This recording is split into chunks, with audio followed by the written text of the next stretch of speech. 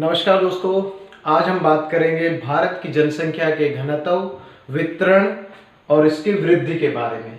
भारत की जनसंख्या जो है वो आपको पता है कि 121 करोड़ 2011 की जनगणना के हिसाब से अगर हम देखें तो 121 करोड़ को पार कर गई है।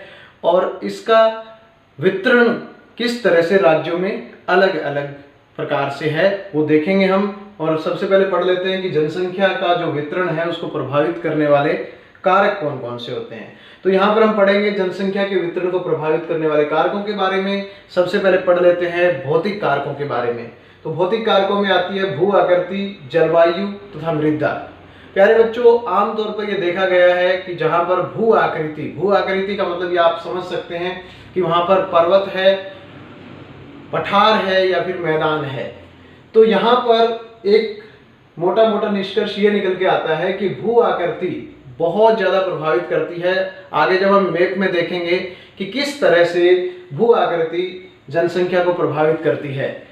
आमतौर पर जो मैदानी भाग है, जो उपजाऊ हैं, वहाँ पर ज़्यादा जनसंख्या निवास करती है। इसके विपरीत जहाँ पर ऊबड़ खाबड़ जगह है यानी पर्वत है या फिर जहाँ पर मरुस्थल है वहाँ पर कम जनसंख्या रहती है।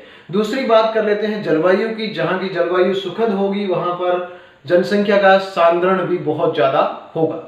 तीसरी बात मृदा जो है वो अगर उपजाऊ है तो वहां जनसंख्या का केंद्रण जो है वो अधिक होगा। आपके सामने उदाहरण है भारत के जो उत्तरी विशाल मैदान है उसका। इसके बारे में चर्चा हम बाद में करेंगे। सामाजिक और सांस्कृतिक और राजनीतिक कारकों की बात कर लेते हैं। इसमें आता है, जैसे उदाहरण अगर मैं दूं तो मुंबई का उदाहरण सबसे बड़ा उदाहरण है। मुंबई जब अंग्रेज यहाँ पर आए थे एक छोटा सा द्वीप था और अब आप देख सकते हैं कि मुंबई में किस तरह से जनसंख्या केंद्रित हो गई है और किस तरह वो भारत का बहुत बड़ा महानगर बन गया है। तो 16 लाख लोग वहाँ पर लोकल ट्रेन से हर रोज सफर करते हैं। प्राकृतिक संसाधनों की उपलब्धता, अगर बात करें प्राकृतिक संसाधनों की, इसके लिए उदाहरण हम दे सकते हैं छोटा नागपुर का पठार। छोटा नागपुर का पठार एक उबड़ खाबड़ जगह है, लेकिन वहां पर प्राकृतिक संसाधन जो है उसकी उपलब्धता ज्यादा होने के कारण जनसंख्या का केंद्रण भी वहां पर बहुत ज्यादा हुआ है। बात कर लेते हैं जनसंख्या के वितरण की स्टेट वाइज। तो यहाँ पर सबसे पहला स्थान आता है उत्तर प्रदेश का, जो समस्त भारत की 16% जनसंख्या को अपने अंदर समेटे हुए हैं। दूसरे नंबर पर बात कर लेते हैं महाराष्ट्र की। महाराष्ट्र भारत की 9% जनसंख्या को समेटे हुए है। तीसरे नंबर पर आता है बिहार, और बिहार की जनसंख्या जो है वो 9%, समस्त भारत की 9% जनसंख्या को अकेला बिहार समेटे हुए अपने अंदर। चौथा नंबर आता है वेस्ट बंगाल का 8%, आंध्र प्रदेश 7%, मध्य प्रदेश 6%, तमिलनाडु भारत की जनसंख्या का 6%, राजस्थान 6%, कर्नाटका 5%, गुजरात 5%, ओडिशा 3%, केरला 3%, झारखंड 3%, आसाम 3%, पंजाब 2%, छत्तीसगढ़ 2%, हरियाणा 2%, दिल्ली छोटा सा शहर है, छोटा सा केंद्र शासित प्रदेश है, वहां पर पूरे भारत की 1% जनसंख्या रहती है। और जम्मू और कश्मीर बहुत बड़ा राज्य है, लेकिन वहां पर जनसंख्या कितनी है? 1%। उत्तराखंड में भी 1% और अदर स्टेट और यूटीज वहां 2% जनसंख्या भारत की निवास करती है। मोटा मोटा निष्कर्ष आप निकाल सकते हैं। उत्तर प्रदेश बहुत बड़ा राज्य है, बिहार बहुत बड़ा राज्य है और ये उत्तर भारत का विशाल मैदान है, इसलिए यहाँ पर जनसंख्या जो है वेस्ट बंगाल में उसी में आता है। वेस्ट बंगाल में भी जनसंख्या बहुत ज्यादा है और हम देख सकते हैं कि किस तरह से वेस्ट बंगाल 8% जनसंख्या को अपने अंदर लिए हुए हैं। तो प्यारे बच्चों, ये था जनसंख्या का वितरण। अब बात कर लेते हैं भारत की जनगणना 2011 के बारे में। एक मोटा मोटा निष्कर्ष निकाल लेते हैं कि किस तरह से भारत की जनगणना से हमें निष्कर्ष प्राप्त। कुल जनसंख्या भारत की 2011 में थी 1,21,85,8,54,977 पुरुष, जिनमें से थे 62,32,70,258। महिलाओं की संख्या थी 58,75,84,719। साक्षरता की अगर बात करें हम तो साक्षरता थी बच्चों पूरे भारत की 74.04%। तो साक्षरता दर में पूरे भारत की ये साक्षरता थी कॉमन। और अगर पुरुषों और महिलाओं की अलग अलग बात करें तो पुरुष महिलाओं से थोड़े ज्यादा पढ़े लिखे थे। 82.14% पुरुष साक्षर थे और महिलाएं थी 65.46%। जनसंख्या घनत्व की अगर बात करें तो जनसंख्या घनत्व पूरे भारत का जनसंख्या जो था वो था, पूरे भारत का जनसंख्या घनत्व 382 व्यक्ति प्रति वर्ग किलोमीटर पर जनसंख्या घनत्व था। और लिंगानुपात की बात करें तो प्रति 1000 पुरुषों पर 943 महिलाएं थी। तो ये था एक मोटा मोटा निष्कर्ष। बात कर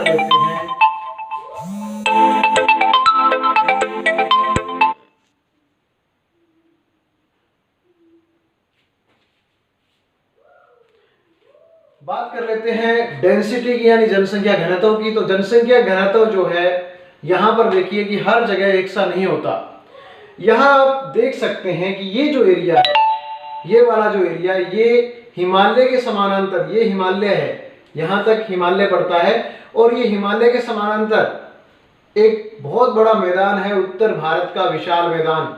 और आप देख सकते हैं कि ये जो जनसंख्या है 1500 से 12000 व्यक्ति पर स्क्वायर किलोमीटर में। तो यहां पर देखिए आपको जो डार्क कलर नजर आ रहा है, इसका मतलब क्या है कि यहाँ जनसंख्या घनत्व बहुत ज्यादा है। जनसंख्या घनत्व के बारे में अगर बात करें तो इसका मतलब ये होता है कि प्रति वर्ग किलोमीटर में कितने व्यक्ति उपस्थित है वहां पर। तो आप मोटा मोटा देख सकते हैं कि यहाँ पर जनसंख्या का जो केंद्रण है बहुत ज्यादा है, क्योंकि एक उत्तर भारत का विशाल मैदान, उपजाऊ मैदान, जहाँ की जलवायु भी अच्छी है, मृदा भी अच्छी है, उपजाऊपन भी है, और ये जो मैदान है ये सुरक्षा की दृष्टि से भी बहुत अच्छा है। तो यहाँ पर जनसंख्या जो है वो बहुत ज्यादा केंद्रित है। बात करते हैं विरल जनसंख्या की। तो राजस्थान को देखिए, राजस्थान में थार का मरुस्थल बहुत बड़ा। इसी तरह मध्य भारत, क्योंकि यहाँ पर उबड़ खाबड़ जमीन है, ये वाला एरिया देखिए उबड़ खाबड़ जमीन है, क्योंकि यहाँ से दक्कन का पठार हमारा शुरू हो जाता है, प्रायद्वीपीय पठार। और यहाँ पर ये देखिए, यहाँ जनसंख्या का केंद्रण बहुत ज्यादा है, क्योंकि तटीय मैदान है। यहाँ पर मैंने पहले भी बताया था कि जहाँ पर मैदान होते हैं जनसंख्या का केंद्रण वहां पर बहुत ज्यादा होता है। तो जनसंख्या घनत्व की अगर बात करें तो सबसे ज्यादा जनसंख्या घनत्व है भारत में बिहार में भारत का सबसे ज्यादा जनसंख्या घनत्व है। इसके बारे में हम बाद में चर्चा करेंगे।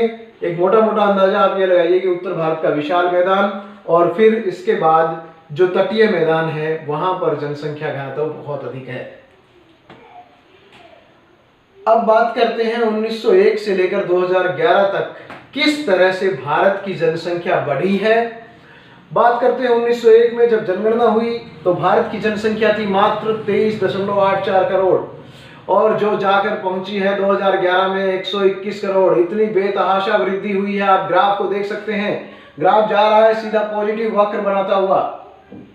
तो यहां पहुंच गए हम, 23 करोड़ से चले थे 1901 में और सिर्फ 120 सालों में हम पहुंच गए हैं 121, 120 भी नहीं, 110 सालों में पहुंच गए, क्योंकि 2011 की जनगणना के आंकड़े हैं।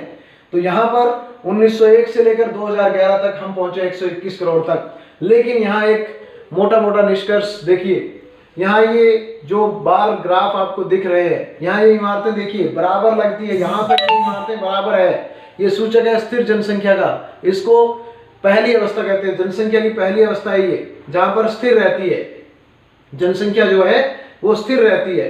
तो यहाँ 23 करोड़ थी, यहाँ 25 करोड़ और 20 लाख हुई, और यहाँ 25 करोड़ 13 लाख। मात्र ये जो 10 साल का गैप है, यहाँ पर ये दो जनसंख्या ऐसी है जहां पर जनसंख्या वो है वो अगले 10 वर्षों में कम अंकित की गई है। इसका एक कारण है बहुत बड़ी महामारी उस समय भारत में, अकाल भूखमरी के कारण जो मृत्यु थी वो ज्यादा हुई, मृत्यु दर उस समय बहुत ज्यादा थी भारत की। तो यहाँ एक महामारी के कारण ये हुआ कि जनसंख्या कम हो गई, लेकिन उसके बाद लगातार ये बढ़ती गई। ये जो 3 दशकों का टाइम है, 31, 41 और 51 का, यहाँ पर बहुत कम वृद्धि दर्ज की गई है। इसको कहते हैं जनसंख्या की दूसरी अवधि। दूसरी अवधि का मतलब जहाँ पर बहुत कम जनसंख्या जो है वो बढ़ती है। बात करते हैं, ये देखिए यहाँ ये वाला जो आप देख रहे हैं ये है स्थिर जनसंख्या, यानी ये जो स्टेज है कौन सी है, ये स्टेज है 1, इसको 1 कहेंगे। ये जो स्टेज है इसको स्टेज नंबर कौन सी कहेंगे, 2 कहेंगे। लेकिन यहां पर मामूली वृद्धि हुई है। यहां देखिए आप 36 से 43 पहुंचे थे, उसके बाद 43 से सीधे 54 और 54 से सीधे 68। यहां देखिए वृद्धि जो है वो बहुत ज्यादा है। ये सीधा वक्र जो है वो सीधा चला गया है ऐसे पॉजिटिव। तो यहां इसको कहते हैं तीसरी स्टेज। तीसरी स्टेज ये है हमारी तीसरी स्टेज, और ये यहां बेतहाशा वृद्धि हुई है। लेकिन वृद्धि दर थोड़ी सी कम हो गई है। यहाँ पे वृद्धि तो हुई है लेकिन वृद्धि की जो दर है वो कम हो गई है। कारण इसका हो सकता है शिक्षा का प्रसार, लोगों में जागरूकता। तो ये है हमारा जनसंख्या किस प्रकार से भारत की इन दशकों में बढ़ी है। डिकेड से अगर हम देखें तो यहाँ पर जो ग्रोथ रेट है वो देख लेते हैं कि ग्रोथ रेट किस तरह से रही। 1951 से 61 के बीच ग्रोथ रेट थी लगभग 22%। 1961 से 71 यहाँ पर जो ग्रोथ रेट थी वो 25 के करीब पहुंच गई, लेकिन 71 के बाद थोड़ी सी देखिए यहाँ पर कमी आई है। 71 से 81 24%, 81 से 91 23%, 91 से 2001 22 या 21%, और 2001 से 11 तक 17%। वृद्धि जो है वो दर जो है वो कम हो रही है, यानी लोगों में जागरूकता बढ़ी है और शिक्षा का प्रसार हुआ है। ये चीजें दर्शाता है ये ग्राफ। उसके बाद बात कर लेते हैं कि ग्रोथ रेट की। अभी हमने ग्राफ से देखा था, अब मैप से देख लेते हैं सबसे ज्यादा ग्रोथ कहां पर हुई है। अगर हम बात करें 10 या 10 से कम प्रतिशत ग्रोथ कहां पर हुई है, केरला सीधा दिख रहा है हमें। केरला क्यों दिख रहा है बच्चों? क्योंकि केरला भारत का सबसे ज्यादा पढ़ा लिखा स्टेट है, सबसे ज्यादा साक्षर स्टेट है, इसलिए यहाँ पर जो वृद्धि दर है वो बहुत कम है। उसके बाद ये जो स्टेट है उड़ीसा है, आंध्र प्रदेश है, पश्चिम बंगाल है, यहाँ भी बहुत कम जो है वो ग्रोथ हुई है। रेड कहाँ दिख रहा है आपको? रेड दिख रहा है भैया कहाँ? बिहार में। बिहार में बहुत ज्यादा ग्रोथ हुई है। ये अरुणाचल प्रदेश में भी, क्योंकि ये विरल बसा हुआ क्षेत्र है, यहाँ ग्रोथ बहुत हुई है। यहाँ भी ग्रोथ मध्य भारत में भी ठीक ठाक सी ग्रोथ हुई है, 25 से अबव है। और लॉस कहाँ पर हुआ है? अरे लॉस भी हुआ है। लॉस कहाँ पर हुआ है? यहाँ जो है वो लॉस हुआ है। तो ये पूरा का पूरा जो भारत है उसमें आप देख सकते हैं एक मैप के माध्यम से कि किस तरह से भारत में growth rate, population growth rate decade में हुई है। डिकेड का मतलब होता है 10 वर्ष का समय। तो ये पूरे भारत में बिहार, केरला और बिहार का एग्जांपल आप दे सकते हैं कि बिहार क्योंकि सबसे कम पढ़ा लिखा स्टेट है, साक्षरता सबसे कम है भारत में, तो वृद्धि बहुत ज्यादा है। साक्षरता सबसे ज्यादा है कहां पर? केरला में साक्षरता ज्यादा है बच्चों, तो ग्रोथ रेट क्या है? साक्षरता ज्यादा है तो ग्रोथ हुई नहीं है, बहुत कम ग्रोथ हुई है। यहाँ पर आप देख सकते हैं ग्रोथ बहुत कम हुई है। अब बात कर लेते हैं जनसंख्या के संगठन की। संगठन क्या होता है कि जनसंख्या कैसी है भारत की, किस तरह की जनसंख्या है भारत की। तो यहाँ पर बात कर लेते हैं कि किस तरह से भाषाई आधार पर वर्गीकरण कर सकते हैं हम भारतीय जनसंख्या का। भाषाई आधार पर, भाषाई आधार पर अगर हम देखें तो साउथ एशियन लैंग्वेज फैमिलीज की बात कर रहे हैं हम। इसमें पाकिस्तान को भी लिया गया है, पाकिस्तान को अभी हम नहीं पढ़ेंगे, हम पढ़ेंगे सिर्फ भारत को। भारत में एक बहुत बड़ा भाग आपको पीला भाग दिखाई दे रहा है, पीला भाग। ये भाषाएं कौन सी है? यह है इंडो आर्यन लैंग्वेजेस। इस भाग में, बहुत बड़े भाग में इंडो आर्यन लैंग्वेजेस बोली जाती है। कहते हैं ना आर्य लोग कहाँ से आए थे? मध्य एशिया से भारत में आए थे। कुछ लोग कहते हैं साइबेरिया से आए थे, कुछ लोग कहते हैं कि मध्य यूरोप से आए थे। बहुत लोगों में मतभेद है, लेकिन यहाँ पर सीधा सीधा देख सकते हैं कि ये एक बहुत बड़ा हिस्सा भारत का घेरे हुए है इंडो आर्यन लैंग्वेज। ये जो नीला कलर आपको दिखाई दे रहा है, नीला कलर जो है वो दर्शाता है द्राविडियन लैंग्वेजेस को, जिसमें मलयालम है, कन्नड़ है, बहुत सारी भाषाएं हैं यहाँ पर। तो यहाँ ये वाला जो एरिया है ये पूरा दक्कन का पठार, या ये कहिए कि ये जो स्टेट है हमारे साउदर्न स्टेट यहाँ पर बोली जाती है द्राविडियन लैंग्वेजेस। अब बात कर लेते हैं ये ऊपर का जो हिस्सा है, आप देख रहे हैं कि हिमालय पर्वत के ऊपर का हिस्सा, ये तिब्बतो बर्मन लैंग्वेजेस है, इनको कहते हैं तिब्बती भाषा। तिब्बती भाषा का प्रभाव इनके जो बोली है उसमें साफ तौर पर आप देख सकते हैं। बात कर लेते हैं ये जो पर्पल कलर आपको दिखाई दे रहा है, इनको कहते हैं ऑस्ट्रो एशियाटिक लैंग्वेजेस। भारत के जनजातीय जो हिस्से हैं, यहाँ पर मध्य भारत में, यहाँ पर छोटा नागपुर के पठार में, यहाँ पर असम में कुछ भाग, पश्चिम बंगाल का कुछ भाग, यहाँ पर क्या बोला जाता है, ऑस्ट्रो एशियाटिक लैंग्वेजेस बोली जाती है। तो ये भाषाई आधार पर भारतीय जनसंख्या का संगठन है। बात कर लेते हैं ये वाला जो पीला पार्ट है, ये पार्ट सबसे बड़ा है, यानी भारतीय जनसंख्या का एक बहुत बड़ा भाग बोलता है इंडो आर्यन लैंग्वेजेस को। बात कर लेते हैं धर्म की, किस तरह से धर्म जो है वो फैला हुआ है भारत में। Religious demographics of India, Hinduism की बात करते हैं। आप यहाँ पर देख सकते हैं कि हिंदुइज्म जो है, हिंदुइज्म ने बहुत बड़ा पार्ट जो है वो घेरे हुए है। यहाँ पर देखिए, ये हिंदुइज्म पूरा का पूरा भारत हिंदू राष्ट्र इसीलिए तो कहा जाता है। इस्लाम की बात करें तो इस्लाम यहाँ पर है। इस्लाम कहाँ पर है? जहाँ पर आपको डार्क ज़्यादा दिखाई दे रहा है वहाँ पर ज़्यादा मुस्लिम पॉपुलेशन है, जहाँ पर आपको कम दिखाई दे रहा है वहाँ थोड़ी थोड़ी मुस्लिम पॉपुलेशन है। मतलब पूरे भारत में मुस्लिम फैले हुए, ये नहीं कि कोई ऐसी जगह जहाँ मुस्लिम है ही नहीं, लेकिन पूरे भारत में कम या ज़्यादा घनत्व उनका हो सकता है। बात करें कश्मीर की तो बहुत ज़्यादा संख्या में मुस्लिम है यहाँ पर। आसाम में, गुजरात में थोड़े हैं, राजस्थान में थोड़े हैं, मध्य प्रदेश में थोड़े हैं, महाराष्ट्र में हैं कुछ, उसके बाद कर्नाटका में, केरला में काफ़ी मुस्लिम हैं और पश्चिम बंगाल में काफ़ी संख्या मुस्लिमों की पाई जाती है। मुस्लिम जनसंख्या का जो केंद्रण है वो आपको मिलेगा बांग्लादेश के बॉर्डर पर या फिर पाकिस्तान के बॉर्डर पर। मुगल भारत में आए थे, यहाँ से मुगल आए थे तो बहुत बड़ी पॉपुलेशन यहाँ पर एक मुस्लिम की यहाँ पर बढ़ गई है। बांग्लादेश के बॉर्डर के पास आप साफ प्रभाव देख सकते हैं चारों तरफ, आसाम में और पश्चिम बंगाल में। उत्तर प्रदेश में बहुत बड़ी संख्या में मुस्लिम रहते हैं, पंजाब में बहुत कम। पंजाब में कौन सी कम्युनिटी सबसे ज़्यादा रहती है? आपको याद होगा गदर मूवी में किस तरह से दंगे दिखाए गए हैं, पूरी मुस्लिम पॉपुलेशन को पाकिस्तान भेज दिया गया था। तो यहाँ पर मुस्लिम आपको नए के बराबर दिखेंगे पंजाब में और हिमाचल प्रदेश में। तो ये थी मुस्लिम की बात। बात करते हैं क्रिश्चियनिटी की बात। क्रिश्चियन कितने भारत में, क्रिश्चियन कहाँ कहाँ पर है?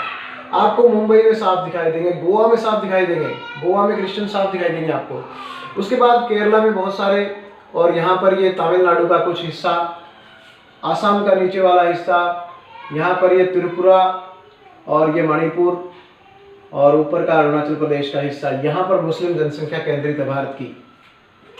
बात करते हैं जैनिज्म की, तो जैनिज्म का कुछ प्रभाव राजस्थान और गुजरात और महाराष्ट्र में देखा जा सकता है। राजस्थान, महाराष्ट्र और गुजरात, जैनिज्म। सिखिज्म की बात करें तो सिख जो है पंजाब और हरियाणा आप साफ तौर पर देख सकते हैं। पंजाब जो है बहुत डार्क दिखाई दे रहा है, मतलब सिख जनसंख्या यहाँ पर निवास करती है। बात कर लेते हैं हरियाणा की, हरियाणा में भी सिख जो है वो काफ़ी मात्रा में रहते हैं। बात करते हैं बुद्धिज्म की। बुद्धिज्म महाराष्ट्र का बहुत बड़ा धर्म है, ये महाराष्ट्र में केंद्रित है और यहाँ अरुणाचल प्रदेश का कुछ हिस्सा आप देख सकते हैं। सिक्किम में भी आपको इसका प्रभाव दिखाई देगा। तो ये थे, अच्छा सिखिज्म की हमने बात की हमने जैनिज्म की, बुद्धिज्म की, क्रिश्चियनिटी की और बात की हमने इस्लाम की। एक बहुत बड़ा हिस्सा केसरिया रंग से घिरा हुआ है, इसका मतलब है कि हिंदुइज्म की बात कर रहे हैं। इस्लाम ग्रीन कलर से आपको दिखाई दे रहा है 13.4%, क्रिश्चियनिटी है 2.3%, सिखिज्म 1.9%, बुद्धिज्म 0.8%, जैनिज्म 0.4% और अदर रिलीजन्स हैं 0.6%। तो प्यारे बच्चों, आज हम इतना ही पढ़ेंगे जनसंख्या के बारे में। उम्मीद करते हैं कि आपको ये लेसन पसंद आया होगा। धन्यवाद।